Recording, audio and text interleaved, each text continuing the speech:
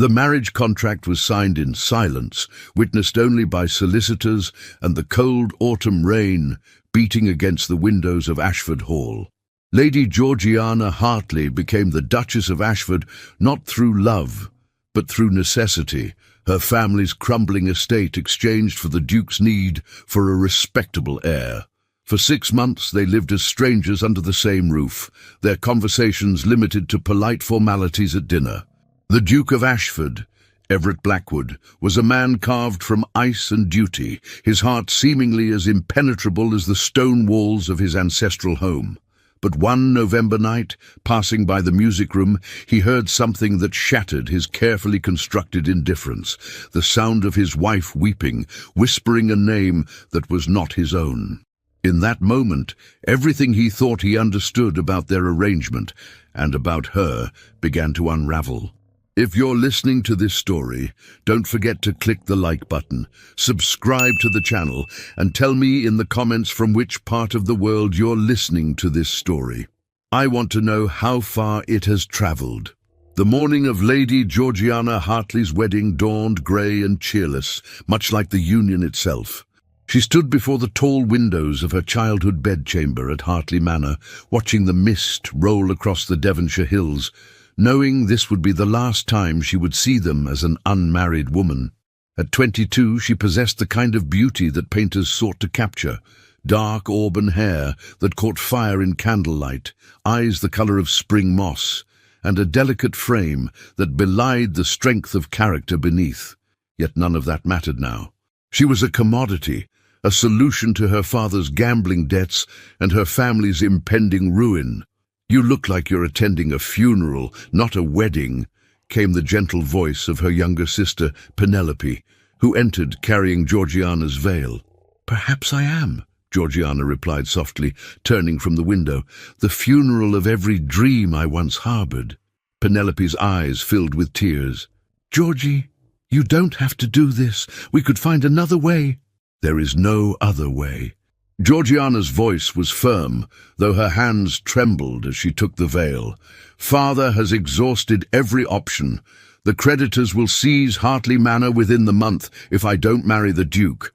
Where would you go? Where would Mother go? This is my duty." The Duke of Ashford, Everett Blackwood, was 30 years old and considered one of the most eligible and most intimidating men in England.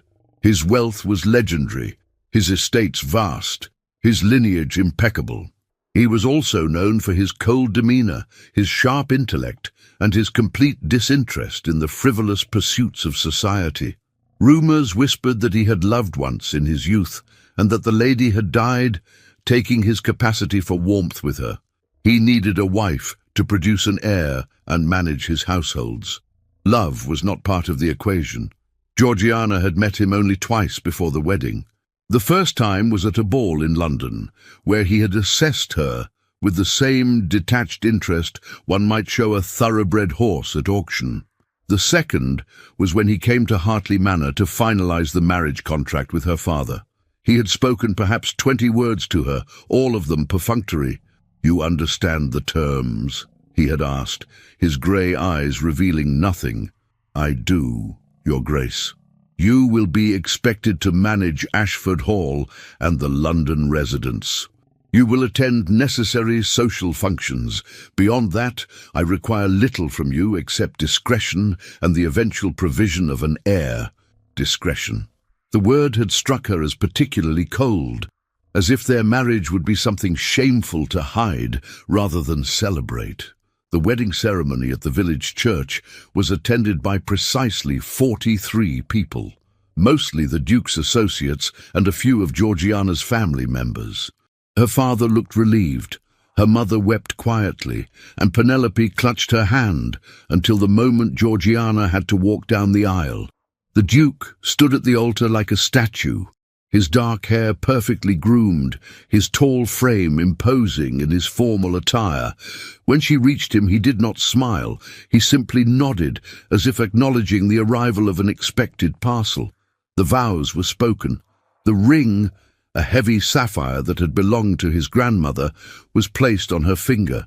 When the vicar pronounced them man and wife, the Duke's kiss was brief and perfunctory, his lips barely brushing hers. There was no warmth, no promise, no hope in that kiss, only obligation. The wedding breakfast was an equally somber affair. Georgiana sat beside her new husband at the head table, acutely aware of the vast emotional distance between them despite their physical proximity. He spoke occasionally to the gentleman on his other side, discussing matters of parliament and estate management. He did not speak to her at all. As the afternoon waned, it came time to depart for Ashford Hall. The Duke's carriage was magnificent. Black lacquered wood, with the Ashford crest emblazoned in gold on the doors. Georgiana embraced her family one final time, holding Penelope longest. "Write to me," Penelope whispered. "Promise you'll write." "I promise." The journey to Ashford Hall took 4 hours. For the entire duration, the Duke read correspondence, occasionally making notes in a leather journal. Georgiana watched the countryside pass by, each mile taking her further from everything she had known. She wanted to speak, to break the oppressive silence, but what could she possibly say? She was trapped in a carriage with a stranger who was now legally her husband, bound to him for life. When Ashford Hall finally came into view, Georgiana's breath caught despite her melancholy. The estate was magnificent, a sprawling Jacobean manor of honey-coloured stone with countless windows reflecting the dying light of day. Formal gardens stretched in every direction, and beyond them ancient forests darkened the horizon. It was beautiful and imposing in equal measure, much like its master. The household staff assembled in the entrance hall to greet their new mistress. The housekeeper, Mrs. Pemberton, was a stern-looking woman in her 50s who assessed Georgiana with barely concealed skepticism. The butler, Hastings, was more diplomatic, bowing deeply and welcoming her with practiced courtesy. There were dozens of others, maids, footmen, cooks, groundskeepers, all watching her with curious eyes. "Mrs. Pemberton will show you to your chambers," the Duke said, his first words to her in hours. "Dinner is served at 8. I trust you will find everything satisfactory." With that, he turned and strode toward what she would later learn was his study, leaving her standing in the cavernous entrance hall, surrounded by strangers. Her chambers were in the east wing, connected to the Duke's apartments by a shared sitting room. The bedroom was larger than her entire bedchamber at Hartley Manor had been, decorated in shades of cream and gold, with a 4-poster bed draped in silk. It was luxurious and impersonal, like a room in an expensive hotel. "His Grace's chambers are through there," Mrs. Pemberton said, indicating a door on the far wall. "Though he rarely uses the connecting rooms, he prefers his privacy." The message was clear. This would not be a marriage of companionship or intimacy. They would live separate lives under the same roof.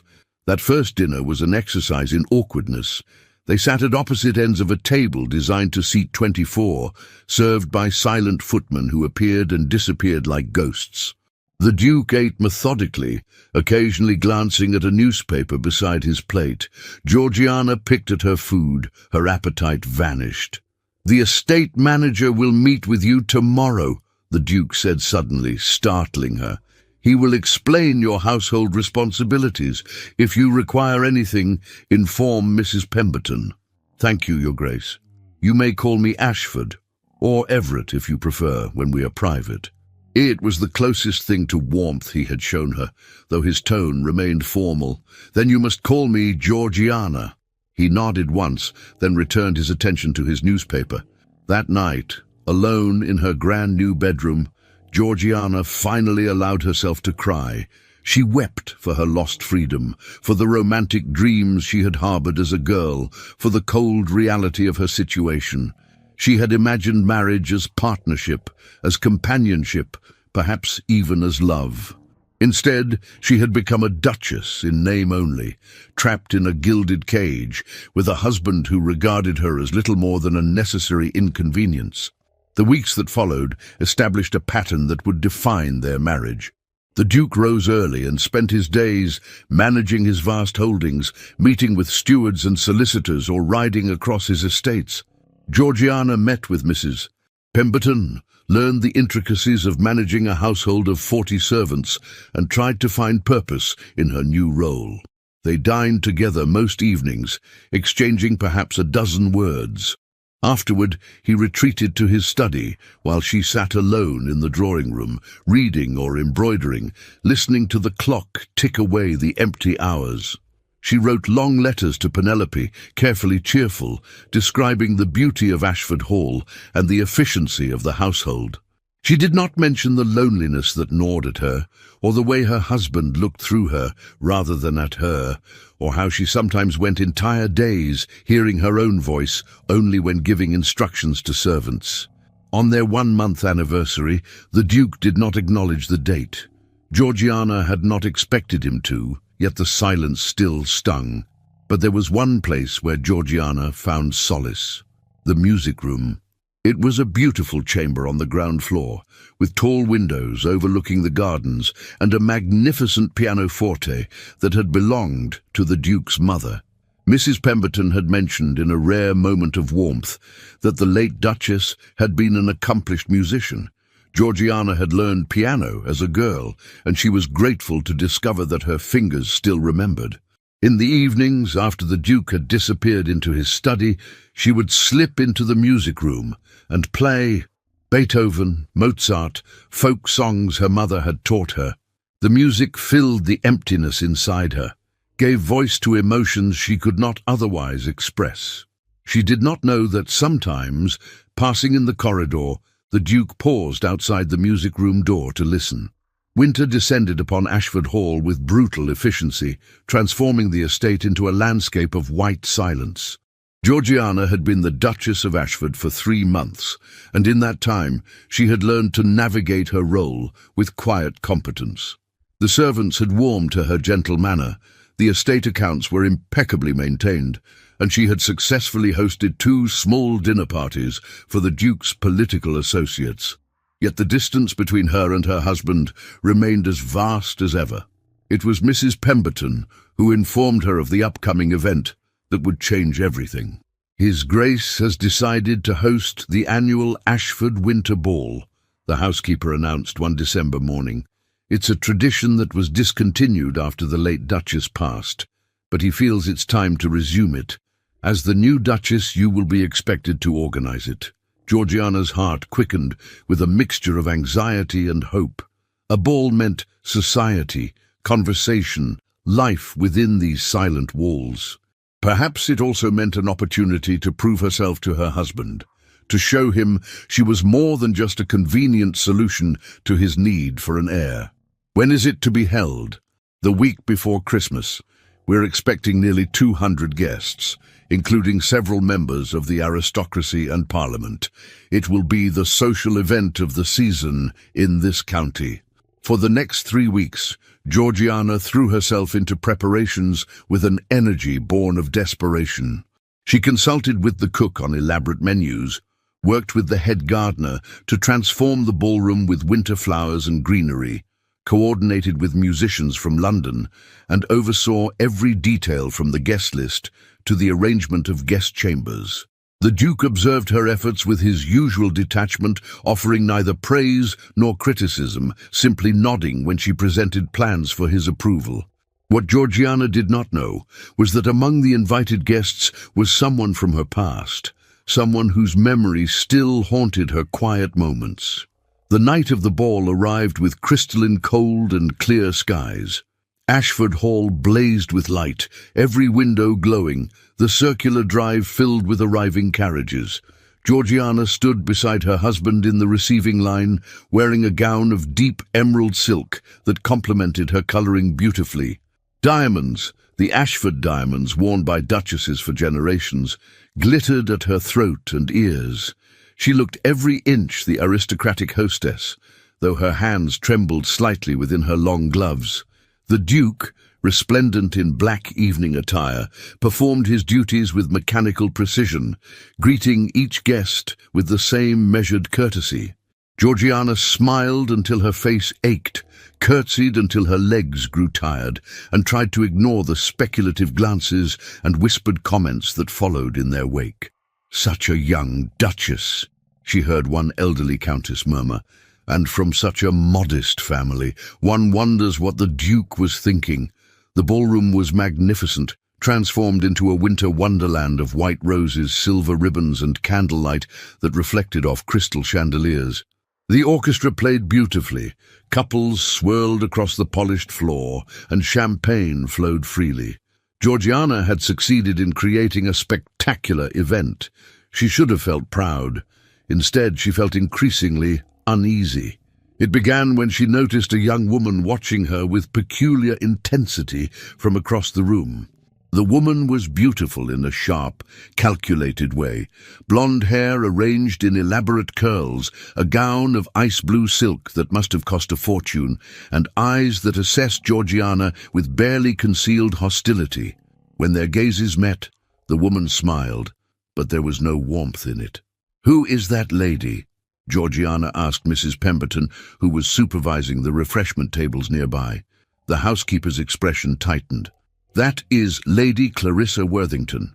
She and His Grace were acquainted before your marriage." The way she said "acquainted" told Georgiana everything she needed to know. This was the woman the Duke had loved, the one the rumors spoke of, but the rumors had said she died. Clearly, that was not true. Before Georgiana could process this information, Lady Clarissa was approaching, gliding across the ballroom floor with the confidence of someone who knew she commanded attention. "Your Grace," she said, curtsying with exaggerated deference. "Oh, what a charming ball. You've done remarkably well for someone so inexperienced in these matters." The insult was delicately wrapped in compliment, but it stung nonetheless. "Thank you, Lady Clarissa. I'm pleased you're enjoying yourself." "Oh, I always enjoy visiting Ashford Hall. I know it so intimately, you see. I spent a great deal of time here once." Her smile sharpened. But that was before circumstances changed.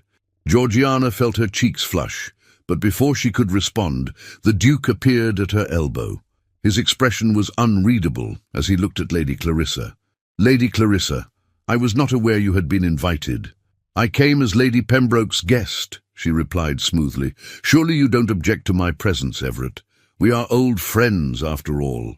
The use of his Christian name was deliberate, intimate, designed to wound. Georgiana felt it like a blade between her ribs. "If you'll excuse me," the Duke said coldly, "I have other guests to attend to." He walked away without another word, leaving Georgiana standing alone with Lady Clarissa, who watched him go with an expression of smug satisfaction. "He's still angry with me, you see," Lady Clarissa said conversationally. "I broke our engagement 5 years ago to marry Lord Worthington. He was wealthier then, and I was young and foolish. But Lord Worthington died last year, and now—" She paused, her eyes following the Duke across the room. "Now I'm free, and I've realized what a terrible mistake I made." Georgiana's blood ran cold. "I don't understand why you're telling me this." "Don't you? My dear Duchess, surely you've realized by now that your marriage is nothing but a business arrangement. Everett needed a wife to satisfy society's expectations and produce an heir. He chose you because you were convenient and desperate. Your family's debts made you compliant. But he doesn't love you. He never will. His heart belongs to me, as it always has." The words struck with devastating accuracy because they echoed Georgiana's own fears, the doubts that kept her awake at night. "You're mistaken," Georgiana said, though her voice wavered. "The Duke and I have barely spoken since your wedding. Live in separate wings of this house. Maintain the appearance of marriage while living as strangers." Lady Clarissa's laugh was cruel. "Everyone knows, Your Grace. The servants talk. Society speculates. You're a duchess in name only, a placeholder until Everett tires of this charade." Georgiana felt the room spinning around her. She wanted to flee, to hide, but she was trapped by duty and dignity, forced to stand there while this woman dismantled her life with surgical precision. "I've spoken to him, you know," Lady Clarissa continued, "earlier this evening in the library. I told him I've realized my mistake, that I want him back. And do you know what he said?" She leaned closer, her voice dropping to a whisper.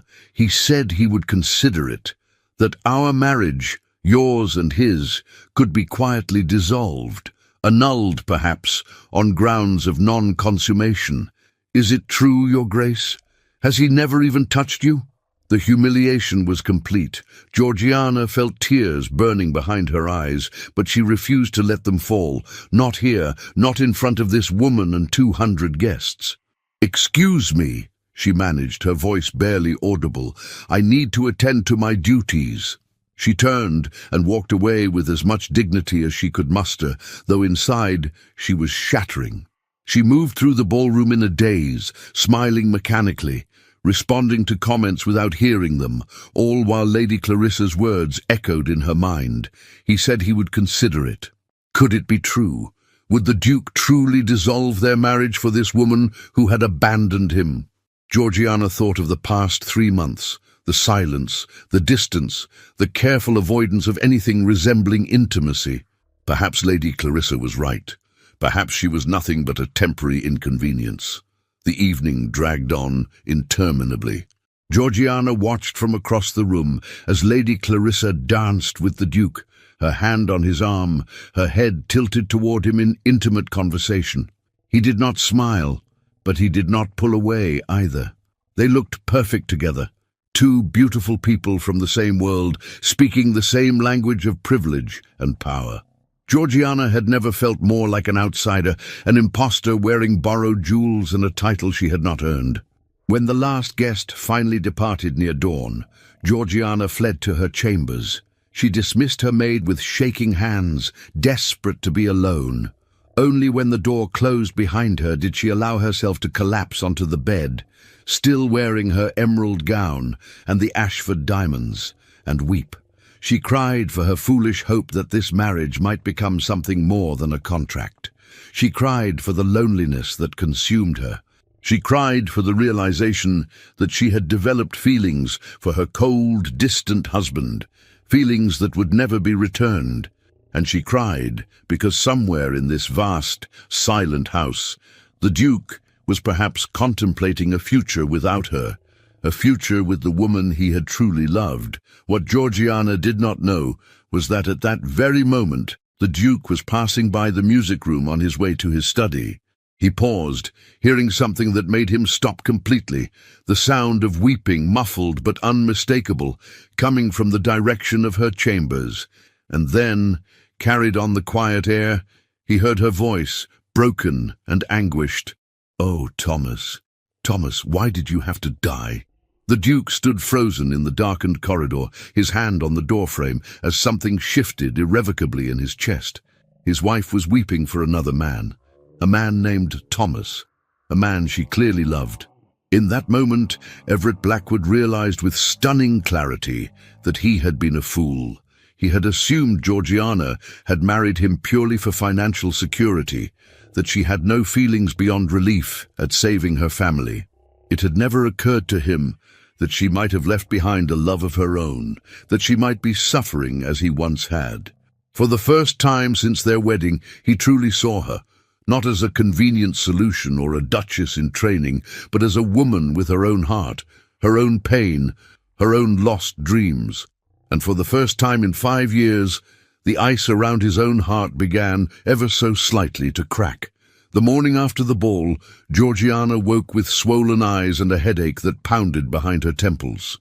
The emerald gown lay in a crumpled heap on the floor, where she had finally removed it in the early hours, and the Ashford diamonds sat abandoned on her dressing table, glittering accusingly in the pale winter light.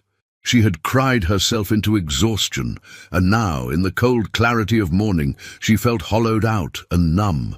A soft knock at the door announced her maid Betty, who entered with a breakfast tray and carefully averted eyes. The servants always knew everything. "His Grace requests your presence in the morning room at 10 o'clock, Your Grace," Betty said quietly, setting down the tray. Georgiana's stomach clenched. So it was to happen already.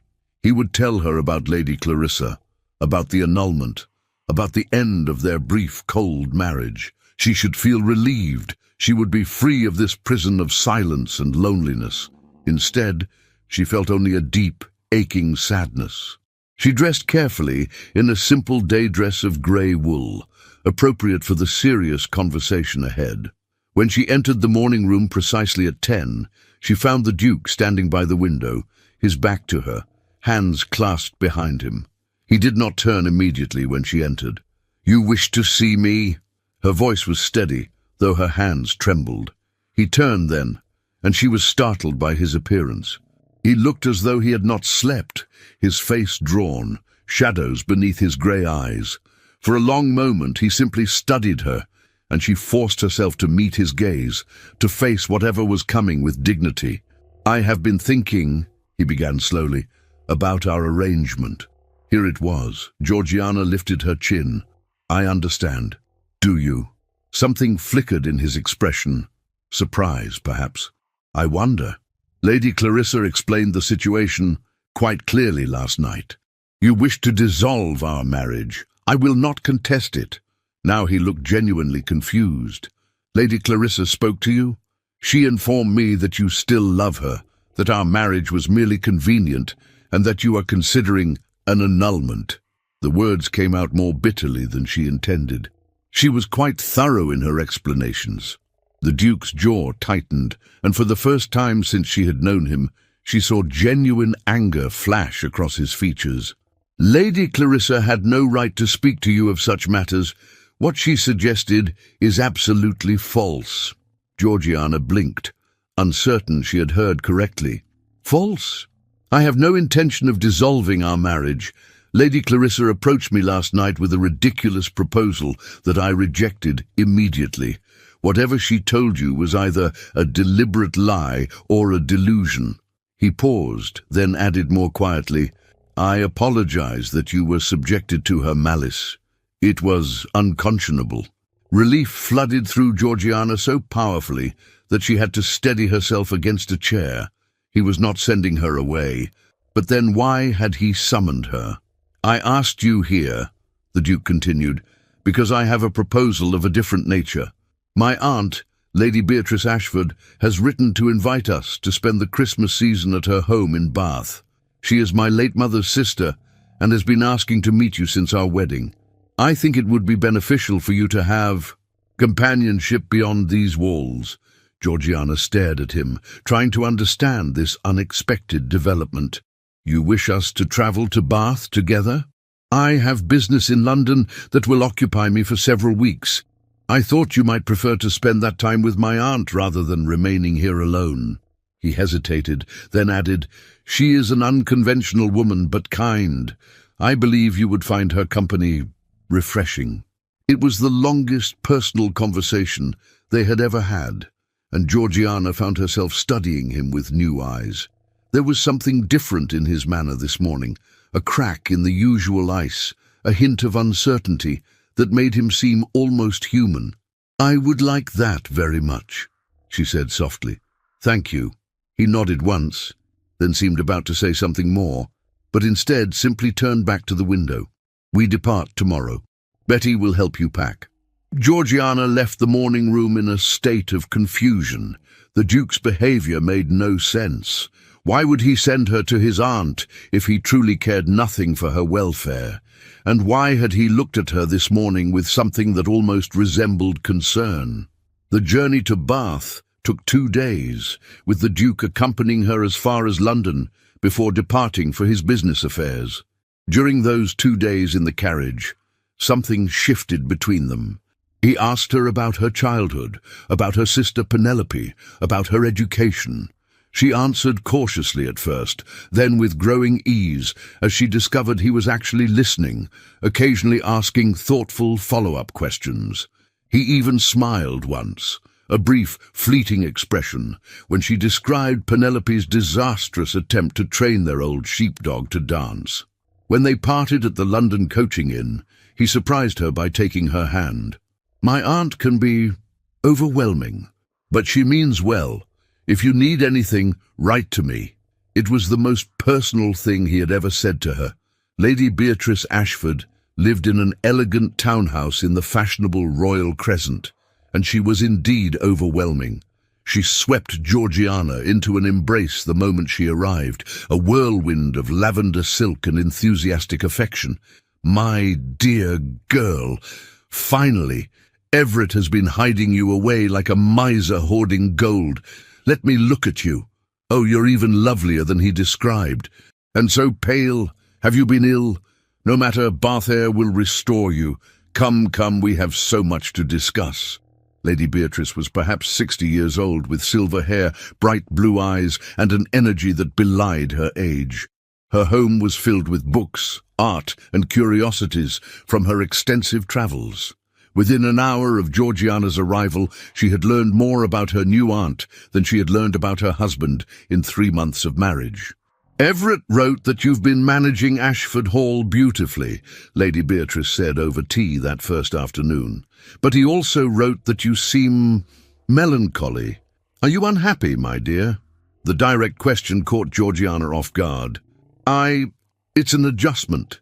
The Duke and I barely know each other. Everett has always been too much in his own head, Lady Beatrice said with a sigh. After Clarissa broke their engagement, he closed himself off completely. Built walls so high that no one could reach him, but walls can be climbed, you know, or tunneled under, or simply worn down with patience. Lady Clarissa attended our ball, Georgiana said quietly. She told me he still loves her. Lady Beatrice snorted inelegantly. Clarissa Worthington is a vain, manipulative creature who wants what she cannot have. Everett doesn't love her. He never truly did. He loved the idea of her, the perfect match that society expected. When she left him, his pride was wounded more than his heart. But he's convinced himself otherwise, built a shrine to a love that never really existed. She leaned forward, her eyes sharp and kind. The question is, my dear, do you love him? Georgiana's teacup rattled in its saucer. We barely speak. How can I love someone I don't know? That's not an answer. And Georgiana realized with a jolt of recognition that she did love him, or at least she loved the glimpses she had seen beneath his cold exterior. The way he listened when she played piano, though he thought she didn't know. The quiet competence with which he managed his estates, caring for the welfare of hundreds of tenants. The flash of vulnerability she had seen in his eyes that morning. She loved the man he might be. If only those walls came down. It doesn't matter, she whispered. He doesn't love me, doesn't he? Then why did he send you to me? Lady Beatrice smiled knowingly. Everett doesn't do anything without purpose, child. He sent you here because he wants you to be happy, even if he doesn't quite understand why that matters to him yet. Over the following weeks, Georgiana bloomed under Lady Beatrice's care like a flower finally given sunlight. Her aunt introduced her to Bath society, not the stuffy, judgmental aristocracy of London, but a more eclectic mix of artists, writers, scholars, and progressive thinkers who gathered in Lady Beatrice's drawing room for lively debates and intellectual discourse. It was at one of these gatherings that Georgiana met Dr. Edmund Thorne, a physician and natural philosopher who had recently returned from studying in Edinburgh. He was perhaps 35, with kind brown eyes, prematurely grey hair, and an enthusiasm for his work that was infectious. When he learned that Georgiana had studied botany as a girl, he engaged her in a spirited discussion about medicinal plants that lasted well into the evening. "You have a remarkable mind, Your Grace," he said as the gathering dispersed. "Have you considered pursuing your botanical studies further? There's a lecture series at the Assembly Rooms on natural sciences. I think you would find it fascinating." Georgiana felt a spark of excitement she had not experienced in months. "I would like that very much." Lady Beatrice, observing from across the room, smiled to herself. Her nephew's wife was finally coming alive. The lectures became a weekly event that Georgiana anticipated eagerly. Dr. Thorne often sat beside her, explaining complex concepts and lending her books from his extensive library. He treated her as an intellectual equal, valuing her opinions and insights. For the first time since her marriage, Georgiana felt seen, not as a duchess or a solution to a problem, but as herself. "You seem happier," Lady Beatrice observed one evening as they prepared for bed. "Bath agrees with you. "It does," Georgiana admitted. "I feel useful here, like my thoughts and interests matter. They always mattered, dear. You simply needed people who recognized that." Lady Beatrice paused, then added carefully, "Dr. Thorne seems quite taken with you." Georgiana blushed. "He's been very kind, but he knows I'm married." "Of course. I simply observe that it's good for you to have friends, to be appreciated for your mind as well as your position." She hesitated, then asked, "Have you heard from Everett? He writes occasionally, brief letters about estate business." Georgiana tried to keep the disappointment from her voice. What she didn't know was that the Duke's letters to his aunt were far more frequent and far more revealing. In them, he asked detailed questions about Georgiana's welfare, her activities, her happiness. Lady Beatrice, reading between the lines, recognized the signs of a man beginning to realize what he stood to lose. One snowy January afternoon, as Georgiana returned from a lecture with Dr. Thorne, she found a letter waiting for her. The handwriting was unfamiliar, and when she opened it, her heart stopped. It was from Penelope, and the news was devastating. Their father had suffered an apoplexy and died suddenly.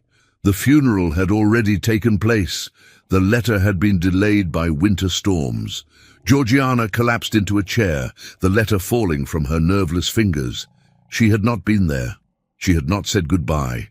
Whatever complicated feelings she had harbored toward her father, resentment for forcing the marriage, love for the man he had been before gambling consumed him, would never be resolved now. Lady Beatrice found her there an hour later, staring into space, tears streaming silently down her face. "Oh, my dear child," she murmured, gathering Georgiana into her arms. "I'm so sorry." That night, alone in her room, Georgiana wept, not just for her father, but for everything, for Thomas, her childhood friend who had died of fever 2 years ago, the boy she had loved before duty demanded she marry a duke, for her lost innocence and abandoned dreams, for the loneliness of her marriage and the impossibility of her situation. And in London, the Duke received a letter from his aunt informing him of Lord Hartley's death and Georgiana's grief. He sat in his study for a long time, remembering the sound of her weeping that night after the ball, whispering Thomas's name. He had assumed Thomas was a current love, perhaps someone she had been forced to leave behind. Now he wondered if Thomas, like Clarissa, was a ghost, a memory that haunted her as Clarissa had once haunted him. For the first time, Everett Blackwood understood that he and his wife were not so different after all. They were both prisoners of the past, both hiding behind walls, both desperately lonely in their separate cages, and for the first time he wondered if perhaps they might find a way forward, together. Georgiana remained in Bath through the winter, and as February arrived, with its promise of approaching spring, something fundamental had shifted within her. Her father's death, though painful, had severed the last chain binding her to her old life of obligation and passivity. Lady Beatrice's companionship had reminded her that she possessed intelligence and worth beyond her title, and Dr. Thorne's respectful friendship had shown her what it meant to be valued for one's mind and character. She was no longer the frightened girl who had married the Duke of Ashford. She was becoming someone new, someone stronger. "You've changed," Lady Beatrice observed one morning over breakfast. "There's steel in you now that wasn't there before." "Perhaps it was always there," Georgiana replied, "but I had forgotten how to find it." "Everett is returning to London next week," her aunt said carefully. "He's written to say he'll collect you on his way back to Ashford Hall. It's time, I think, for you to return to your husband." Georgiana's heart quickened with an emotion she couldn't quite name, anxiety mixed with something else. Anticipation, perhaps. She had thought about the Duke often during her time in Bath, wondering if the small changes she had sensed in him before their parting had been real or imagined. His letters had remained brief and formal, yet Lady Beatrice had mentioned more than once that he inquired regularly about Georgiana's welfare. "I'm ready," Georgiana said, and realized she meant it. She was ready to return not as a timid bride, but as a woman who knew her own worth.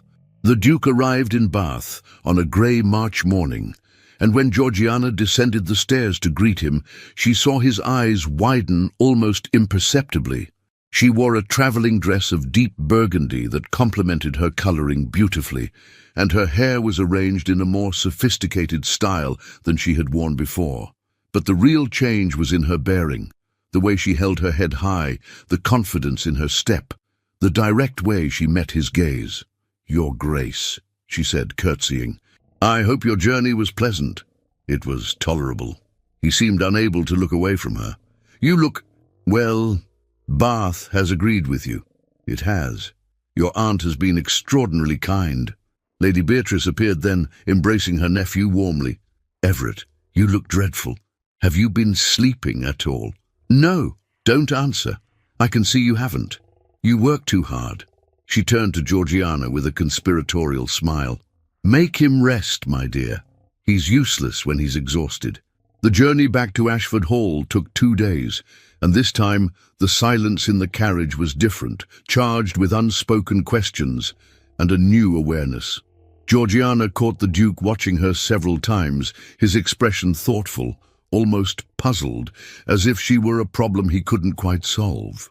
"My aunt writes that you attended lectures on natural sciences," he said finally, breaking the silence. "I did. Dr. Thorne was kind enough to introduce me to several fascinating speakers. I particularly enjoyed the discussions on botanical classification and medicinal applications of native plants." "Dr. Thorne," the Duke's tone was carefully neutral. "My aunt mentioned him frequently in her letters. He's a brilliant physician and a good friend. He treated me as an intellectual equal, which was refreshing." Something flickered in the Duke's eyes. Was it jealousy? Surely not. Yet his next words were sharp. "I'm pleased you found such stimulating companionship in Bath." Georgiana turned to face him fully. "Are you? Because for 3 months before I left, I barely heard your voice, except at dinner. You treated me as a housekeeper, not a wife, not even a friend. So yes, it was refreshing to be seen as a person with thoughts and interests worth considering." The Duke looked as though she had struck him. He opened his mouth, closed it, then finally said quietly, "You're right. I have been unfair to you. I apologize." It was the first genuine apology he had ever offered her, and Georgiana felt her anger soften slightly. "Why did you marry me, Everett? And please don't say it was merely for an heir. I deserve more honesty than that." He was silent for a long moment, staring out at the passing countryside. When he finally spoke, his voice was low and raw. "Because I was a coward. After Clarissa left me, I convinced myself that love was a weakness, that emotion was dangerous. I wanted a marriage of convenience because I thought it would be safe, no risk of being hurt again. I chose you because you seemed gentle and biddable, someone who wouldn't demand more than I was willing to give." He turned to look at her then, and she saw genuine regret in his eyes. "I didn't consider what you might need or want. I didn't think of you as a person with your own heart, your own dreams. That was unconscionable, and I am deeply sorry." Georgiana felt tears prick her eyes, but she blinked them back. "Thank you for your honesty." "I heard you," he said suddenly, "the night of the ball. I heard you weeping, saying Thomas's name. I realized then that you had sacrificed as much as I had, perhaps more, that you had left behind someone you loved to save your family. I had been so consumed with my own past that I never considered yours." So he had heard. Georgiana took a shaky breath. "Thomas was my childhood friend. We grew up together, and yes, I loved him. We had an understanding, though nothing formal, but he died of fever 2 years ago, before we could marry. When my father's debts became insurmountable, I had no choice but to accept your proposal. I mourned Thomas, but I also tried to make peace with my new life. I tried to be a good duchess, a good wife. But you gave me nothing to work with, no kindness, no conversation, no acknowledgement that I existed beyond my duties. I know." His voice was rough with emotion. "And I have no excuse except my own cowardice and selfishness. But I want to change that, Georgiana. If you'll allow it, I want to try to build something real between us. Not the cold arrangement we've had, but a true partnership." Georgiana studied him carefully, searching for sincerity in his face. She saw it there: vulnerability, hope, and something else she was afraid to name. "That will require effort from both of us. It will require you to let down the walls you've built and actually let me know you." "I understand, and I'm willing to try if you are." She nodded slowly. "Then we'll try. But Everett, I won't be treated as a convenience again. I won't be ignored or dismissed. I deserve respect and consideration, and I will demand it." A small smile touched his lips, the first genuine smile she had ever seen from him. "I would expect nothing less. You've changed, Georgiana. You're stronger now. Bath taught me to value myself again. Your aunt taught me that I don't have to accept less than I deserve. Then I'm grateful to her, even if it means you'll be far more difficult to ignore." Was he teasing her? Georgiana felt an answering smile tug at her own lips. "I intend to be impossible to ignore." They arrived at Ashford Hall as dusk was falling, and Georgiana felt a strange sense of homecoming as the familiar facade came into view. The staff assembled to welcome them back, and she noticed Mrs. Pemberton's approving nod as she greeted them. That evening, for the first time, the Duke suggested they take tea together in the drawing room rather than dining formally. They sat by the fire, and he asked her about Bath. Really asked, listening as she described the lectures, the conversations, the books she had read. She found herself relaxing, even laughing, as she recounted some of Lady Beatrice's more outrageous opinions on society's conventions. She told Lady Pembroke that corsets were instruments of patriarchal oppression and that women should burn them all, Georgiana said, her eyes sparkling with amusement. Poor Lady Pembroke nearly fainted. The Duke laughed, a genuine warm sound that transformed his entire face. "That sounds exactly like Aunt Beatrice. She's been scandalizing society for 40 years. It was the most pleasant evening Georgiana had spent since her wedding, and when they finally parted for the night, the Duke took her hand and raised it to his lips, a gesture of courtship rather than mere formality. "Thank you," he said softly, "for giving me another chance." Over the following weeks, the Duke made good on his promise. He began taking breakfast with Georgiana, discussing estate matters and asking her opinions. He invited her to ride with him across the grounds, showing her the tenant farms and introducing her properly to the families who lived there. He even joined her in the music room one evening, revealing that he played violin, and they spent an hour making music together, tentative at first, then with growing harmony. Georgiana felt hope blooming in her chest, fragile but real. Perhaps their marriage could become something more than a contract after all. But then Lady Clarissa returned. She arrived unannounced one April afternoon, sweeping into Ashford Hall as if she still had every right to be there. Georgiana was in the morning room reviewing menus with Mrs. Pemberton when Hastings announced the visitor. "Lady Clarissa Worthington is here to see His Grace, your Grace. She insists it's urgent." Georgiana's stomach clenched, but she kept her voice steady. "Show her to the drawing room. I'll inform the Duke." She found Everett in his study, and when she told him about their visitor, his expression darkened. "I'll handle this. You needn't be present." "No," Georgiana said firmly. "I'm your wife. I'll be there." Something like pride flashed in his eyes. "Very well. Together, then." They entered the drawing room side by side, and Georgiana had the satisfaction of seeing surprise flicker across Lady Clarissa's beautiful face. The widow was dressed in lavender, half mourning, and she had clearly expected to find the Duke alone. "Everett," she began, then caught herself. "Your Grace, and your Grace." The latter was added with barely concealed disdain. "How domestic. What do you want, Clarissa?" The Duke's voice was cold. "I came to apologize for my behavior at your ball. I was inappropriate, and I spoke out of turn to your wife. I hope you can forgive me." The words were pretty, but her eyes were calculating. "Your apology is noted," Everett said. "Was there anything else?" Lady Clarissa's mask slipped slightly. I had hoped we might speak privately about old times. Anything you wish to say can be said in front of my wife." "Very well." Lady Clarissa's voice hardened. "I made a mistake, Everett. I should never have left you. I've realized that you're the only man I've ever truly loved. I'm asking you to give me another chance. Your marriage can be dissolved. It's been less than a year, and I'm certain arrangements could be made. We could finally have the life we were meant to have together." The audacity of it left Georgiana breathless. But before she could speak, Everett stepped forward, his voice like ice. "You're correct that you made a mistake, Clarissa, but it wasn't leaving me. It was coming here today. I don't love you. I never truly did.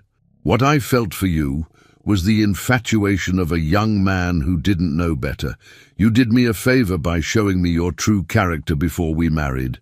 He moved to stand beside Georgiana, and she felt his hand find hers, their fingers intertwining.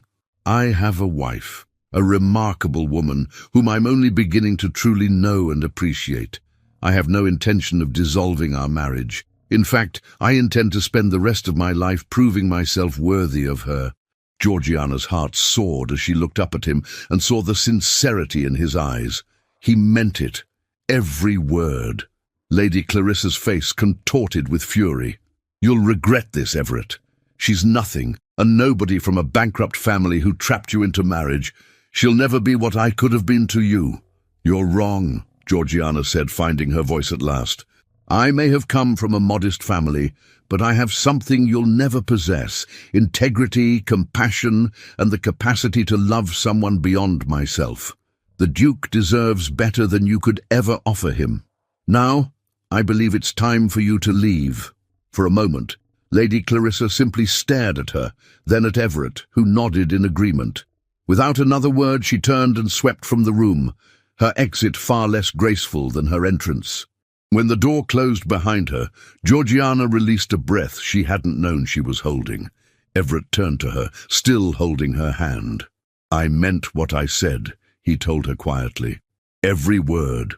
I want to build a real marriage with you, Georgiana, if you'll have me." She looked up at this man who had been a stranger, then a cold husband, and was now becoming something more, a partner, perhaps even a friend. And she realized that somewhere along the way, her feelings for him had deepened into something real and precious. "I'll have you," she whispered. "But Everett, no more walls, no more distance. If we do this, we do it honestly." "No more walls," he agreed. And then, for the first time, he kissed her, not the perfunctory brush of lips at their wedding, but a real kiss, tender and full of promise. Outside, spring was blooming across the Ashford estates, and inside, something equally precious was finally beginning to grow. The weeks following Lady Clarissa's departure brought a transformation to Ashford Hall that the servants whispered about in the kitchens and hallways.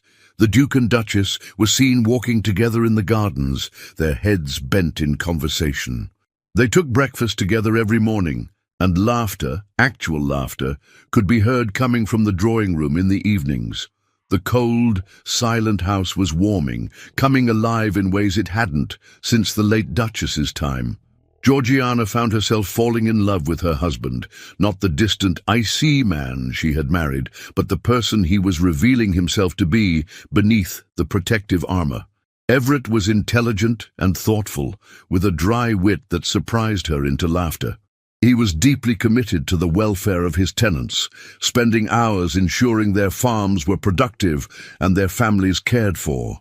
And he was, she discovered, capable of great tenderness when he allowed himself to be vulnerable. One evening in late April, as they sat together in the music room, she at the pianoforte, he with his violin, he paused in the middle of a Mozart sonata and set down his instrument. "I need to tell you something," he said, his voice serious. "About Clarissa, about why I became the way I was." Georgiana's hands stilled on the keys. "You don't have to. I do. If we're to have honesty between us, you deserve to know." He sat beside her on the piano bench, close enough that she could feel the warmth of him. When Clarissa broke our engagement, I was 25 and foolish enough to believe my heart was shattered beyond repair. But the truth is, my pride was wounded more than anything else. I had been rejected, made to look the fool before all of society, so I built walls, convinced myself that emotion was weakness, that caring for someone gave them power to hurt you. And now? Georgiana asked softly. Now I realized that those walls didn't protect me, they imprisoned me. I was so afraid of being hurt again that I hurt you instead, and myself in the process.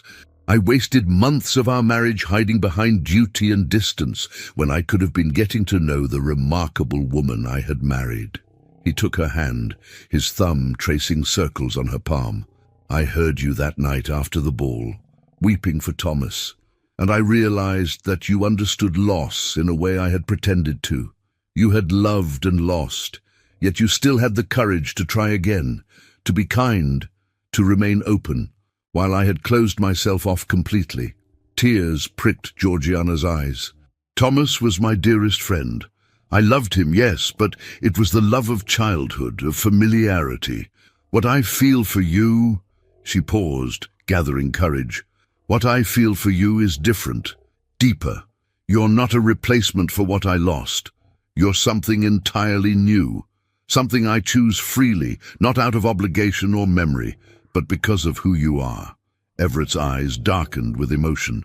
Georgiana, He seemed to struggle with the words, then finally said, I'm falling in love with you.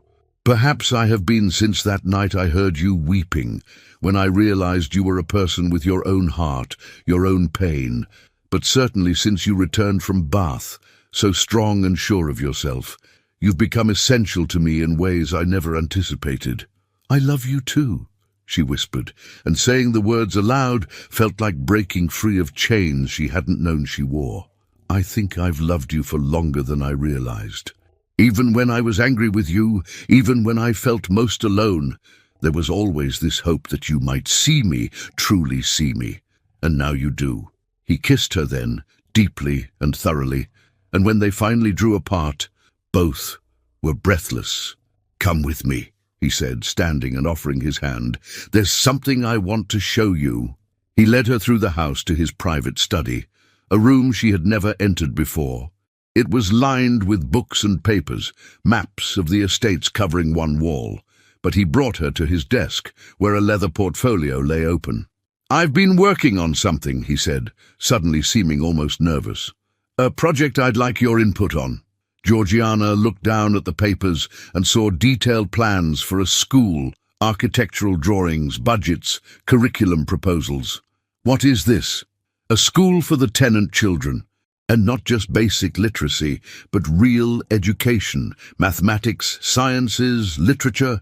I've been thinking about what you said, about Dr. Thorne treating you as an intellectual equal, about how rare that is for women. I want to create opportunities for all the children on our estates, regardless of their station or sex. He looked at her earnestly. But I need your help. You have insights I lack, and I trust your judgment. Will you work on this with me, as a true partner? Georgiana felt her heart swell with love and pride. This was what she had longed for, to be valued not just as a duchess or a wife, but as a thinking, capable person whose contributions mattered. Yes, absolutely yes. They spent the next hour poring over the plans together, Georgiana offering suggestions about curriculum and teaching methods, Everett taking notes and asking questions. It was a glimpse of what their marriage could be, a true partnership of minds and hearts.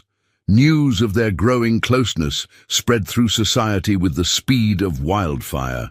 When they attended a ball in London in early May, the change in their relationship was obvious to everyone. They danced together multiple times, scandalous for a married couple, but they didn't care. They stood close, spoke quietly to each other, and the Duke's hand rarely left the small of his wife's back. Lady Pembroke, who had been at the disastrous Ashford winter ball, remarked loudly to her companions, "Well, I never would have predicted this.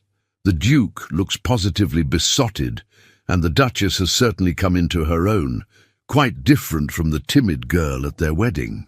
But not everyone was pleased by their happiness. Lady Clarissa, present at the ball with her current suitor, watched them with barely concealed fury. When Georgiana excused herself to the ladies' retiring room, Clarissa followed. "Enjoying your victory," Clarissa said coldly as Georgiana adjusted her hair in the mirror. Georgiana met her eyes in the reflection. "This isn't a competition, Lady Clarissa. It's a marriage. He'll tire of you eventually. Men always do. And when he does, when he remembers what he could have had with me—" "He won't," Georgiana interrupted, turning to face her directly. "Because what we have is real. It's built on respect and honesty and genuine affection. What you offered him was vanity and manipulation. You had your chance with him years ago, and you chose wealth over love. That was your decision, and you must live with it. But you will not poison my marriage with your bitterness." For once, Lady Clarissa had no response. Georgiana swept past her and returned to the ballroom, where Everett was waiting, his face lighting up when he saw her. "Is everything all right?" he asked, noting her flushed cheeks. "Everything is perfect," she assured him, and meant it. The following week they received an invitation that surprised them both, a letter from Dr. Edmund Thorne, inviting them to attend a medical symposium in Oxford, where he would be presenting his research. The invitation was addressed to both of them, and included a personal note to Georgiana thanking her for her insights on botanical medicine, which had contributed to his work. Everett read the invitation with an expression Georgiana couldn't quite decipher. "You made quite an impression on Dr. Thorne during your time in Bath." "He's a brilliant man and a good friend," Georgiana said carefully. "His work on medicinal applications of native plants could help countless people. Did you—" Everett hesitated, then continued. "Did you have feelings for him?" Georgiana understood then. He was jealous, uncertain, vulnerable in a way he had never allowed himself to be before. She took his face in her hands, making him look at her. "Edmund Thorne was kind to me when I desperately needed kindness. He reminded me that I had value beyond my title. For that, I'll always be grateful to him.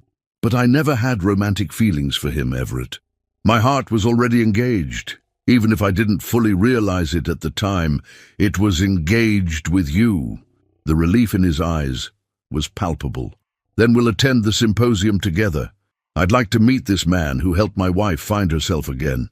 They travelled to Oxford in June, and the symposium proved fascinating. Dr. Thorne greeted them warmly, shaking Everett's hand with genuine friendliness and no trace of awkwardness. "Your Grace, I'm honoured to finally meet you. Your wife spoke of you often during her time in Bath." "Did she?" Everett glanced at Georgiana with surprise. "Indeed. She worried about you, about whether you were resting enough, eating properly. It was clear even then that she cared deeply for you, though I don't think she fully recognized it herself." Dr. Thorne smiled.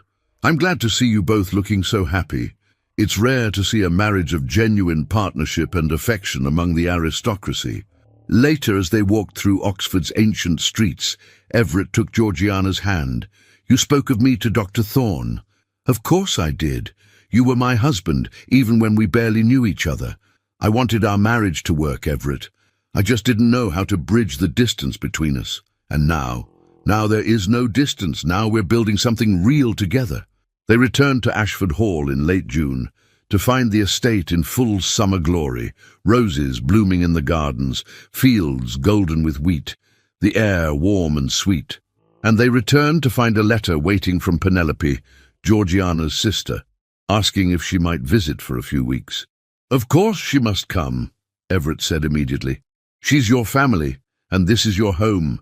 Invite her to stay as long as she likes." Penelope arrived a week later, and Georgiana was shocked by how much her younger sister had matured in the months since their father's death. At 19, Penelope had taken on the responsibility of managing what remained of the Hartley estate with remarkable competence. "Georgie, you look so happy," Penelope said as they walked through the gardens together. "When I last saw you at your wedding, you looked like you were going to your execution, but now you're radiant." "I'm happy," Georgiana admitted. It took time and it wasn't easy, but Everett and I have found our way to each other. We're building a real marriage, Penny, the kind I always dreamed of. I'm so glad. You deserve happiness after everything you sacrificed for us." That evening at dinner, Everett announced his plans for the school, crediting Georgiana's contributions. "Your sister has been instrumental in developing the curriculum. She has a gift for education that I lack." Penelope beamed with pride. "That's wonderful. Georgie was always the cleverest of us. Father never appreciated her mind the way he should have." As summer deepened, Georgiana realized that she had finally found what she had been seeking all along, not just love, but partnership, respect, and purpose. She was no longer the frightened girl who had married for duty, nor was Everett the cold man who had wed for convenience. They had both transformed, grown, learned to let down their walls and trust each other. One warm July evening, as they sat together in the music room watching the sunset paint the sky in shades of gold and rose, Everett pulled her close. "I have something to tell you," he said softly.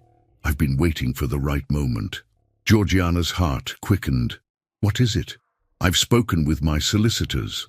I'm having the marriage contract destroyed and replaced with a new document, one that gives you equal control over the estates, equal say in all decisions. I don't want you to be my dependent, Georgiana. I want you to be my true partner in every sense." Tears filled her eyes. "Everett, that's extraordinary. Are you certain?" "I've never been more certain of anything. You've proven yourself more than capable, more than worthy. This should have been our arrangement from the beginning." He kissed her forehead tenderly. "I love you, Georgiana, not because you're convenient or dutiful, but because you're brilliant and strong and kind, because you challenge me to be better, because you saw past my walls and refused to give up on me."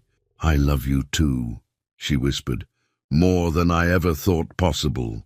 As the stars began to appear in the darkening sky, they sat together in perfect contentment, two people who had found their way from a cold contract to genuine love, from isolation to partnership, from duty to choice. Their marriage had begun as a transaction, but it had become something far more precious, a true union of hearts and minds, freely chosen and deeply cherished. Autumn arrived at Ashford Hall with a painter's palette of gold and crimson, and with it came the first anniversary of Georgiana and Everett's wedding. The contrast between that cold, silent ceremony a year ago and the life they had built together now was so profound that Georgiana sometimes had to remind herself they were the same two people. The school project had come to fruition in September, with a beautiful stone building erected on the edge of the estate, equipped with books, slates, and everything necessary for a proper education. On opening day, 32 children from tenant families arrived, their faces scrubbed and eager, and Georgiana felt tears of joy as she watched them file into the classrooms. Everett stood beside her, his hand warm in hers, and she knew he felt the same pride. "We did this together," he murmured. "This is just the beginning, Georgiana. Think of what else we can accomplish." The school became Georgiana's passion project. She visited 3 times a week, sometimes teaching lessons herself, other times simply observing and making notes on how to improve the curriculum. The children adored her, and she found profound satisfaction in watching young minds, especially the girls, light up with the joy of learning. One October afternoon, as she was leaving the school, she encountered a young girl lingering by the gate. The child was perhaps 10 years old, with intelligent dark eyes and ink-stained fingers. "Your Grace," the girl said shyly, curtsying. "I wanted to thank you. My father says girls don't need education, that I should be learning to keep house. But Miss Winters says I have a gift for mathematics, and that I could become a teacher myself one day if I work hard. Is that true? Can someone like me really become a teacher?" Georgiana knelt down to the girl's level, taking her small hands. "What's your name?" "Sarah, Your Grace, Sarah Cooper." "Well, Sarah Cooper, I want you to listen to me very carefully. You can become anything you set your mind to, a teacher, a scholar, even a physician, if that's your dream. Don't let anyone tell you that your mind is less valuable because you're a girl. I was told that once, and I believed it for too long. But it's not true. Your intelligence is a gift, and you have every right to develop it. The girl's eyes shone with hope and determination. I'll work hard, Your Grace. I promise I'll make you proud. As Georgiana rode back to Ashford Hall in the carriage, she felt a profound sense of purpose.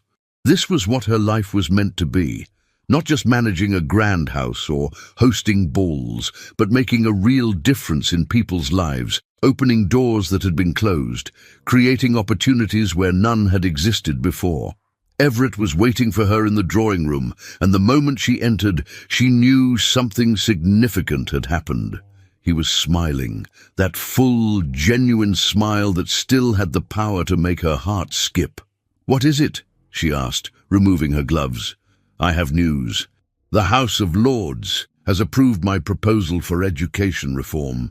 Other estates are already inquiring about replicating our school model. Georgiana, what we've started here could spread across England. We could change the future for thousands of children." She flew into his arms, laughing with delight. "That's wonderful!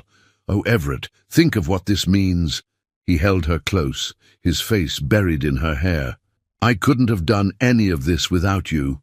You've changed everything, Georgiana. Not just the estate or the school, but me. You've made me into a better man than I ever thought I could be." "We've changed each other," she corrected softly. "That's what love does. It transforms us." Their anniversary celebration was intimate and perfect. Just the two of them, a quiet dinner in the small dining room rather than the formal hall, followed by music in the drawing room. Everett had commissioned a portrait of Georgiana as an anniversary gift, and when he unveiled it, she gasped.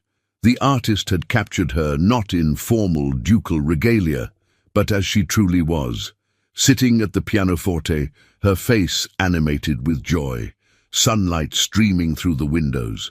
It was a portrait of happiness, of a woman who had found her place in the world.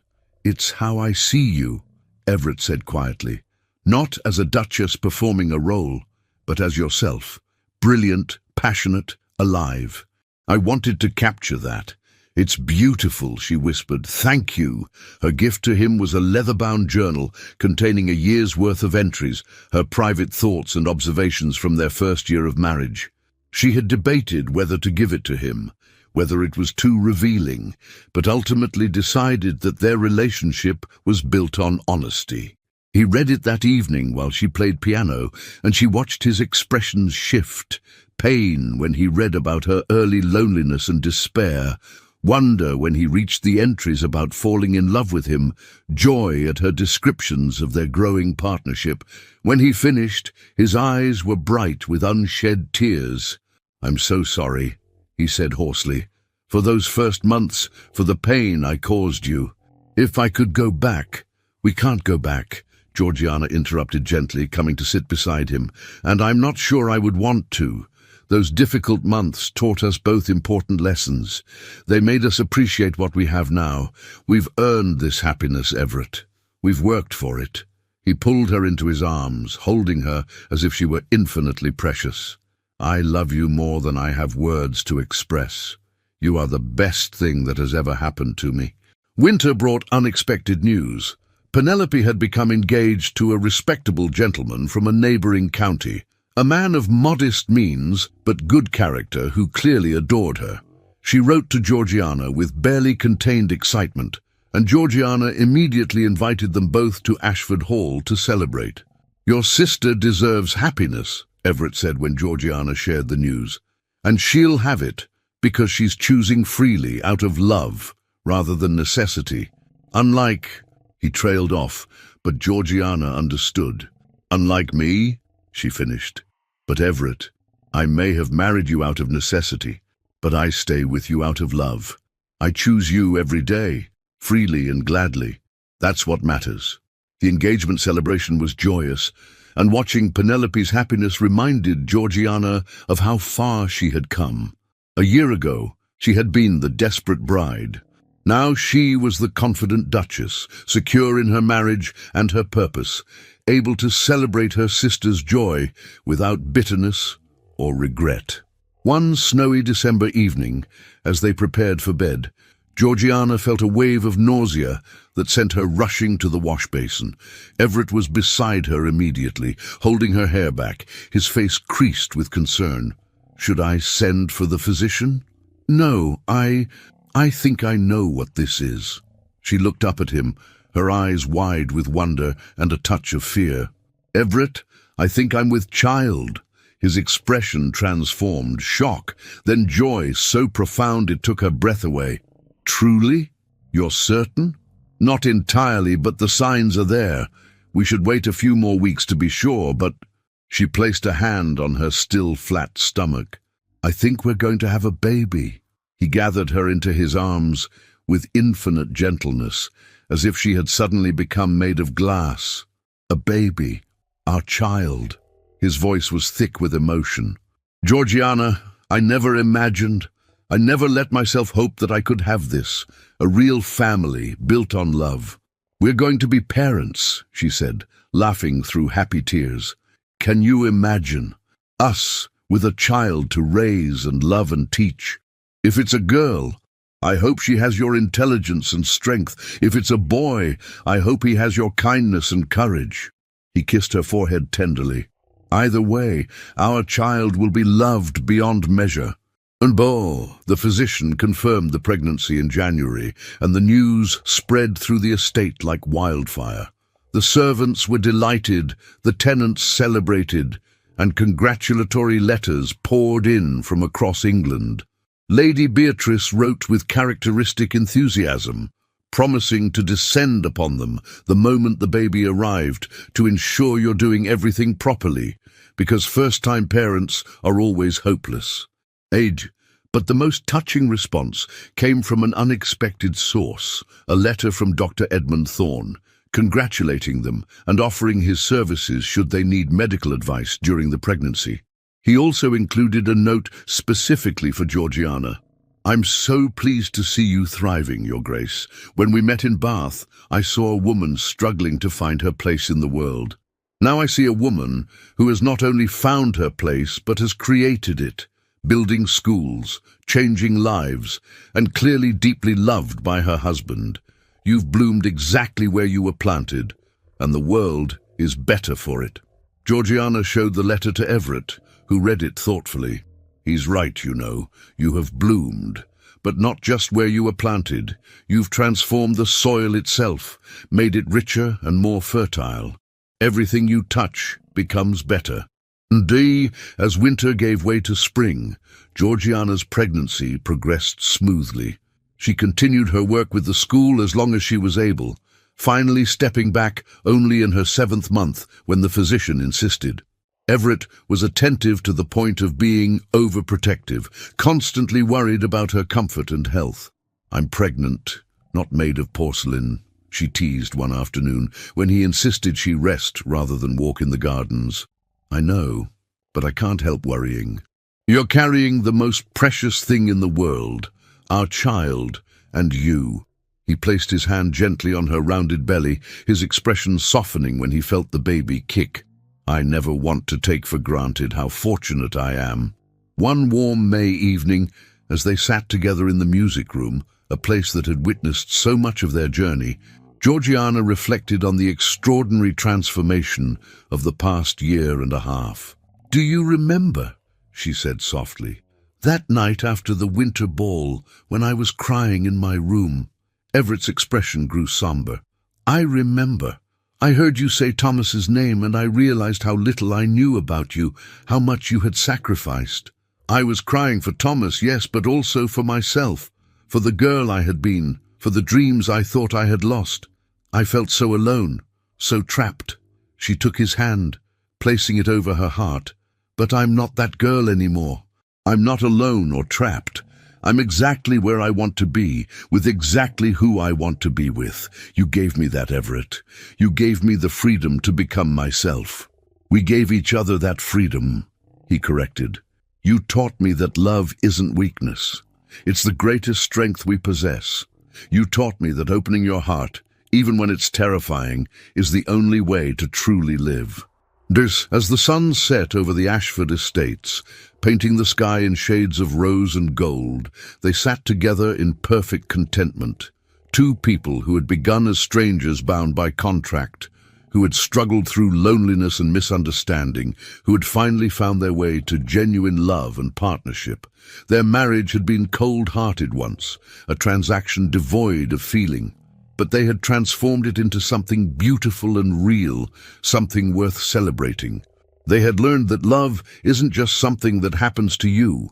It's something you choose every day through patience and honesty and the courage to be vulnerable. And as their child grew within Georgiana, a new life created from their love, they looked forward to the future with hope and joy, knowing that whatever challenges came, they would face them together, as true partners, as best friends, as two people who had found in each other exactly what they needed. The Duke had heard his wife weeping for another man, and in that moment of pain, he had finally begun to truly see her, and in seeing her, he had learned to love her, and in loving her, he had found himself.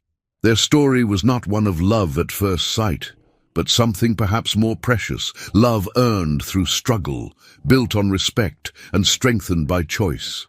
It was a love that would endure, that would grow deeper with each passing year, that would be the foundation for the family they were creating and the legacy they would leave behind.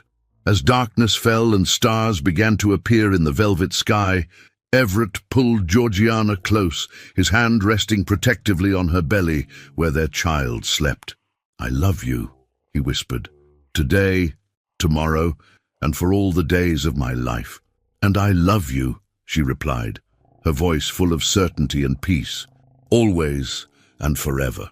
In the music room of Ashford Hall, where Georgiana had once played piano alone to fill the emptiness, two hearts now beat in perfect harmony, a symphony of love, hard-won and deeply cherished, that would echo through generations to come.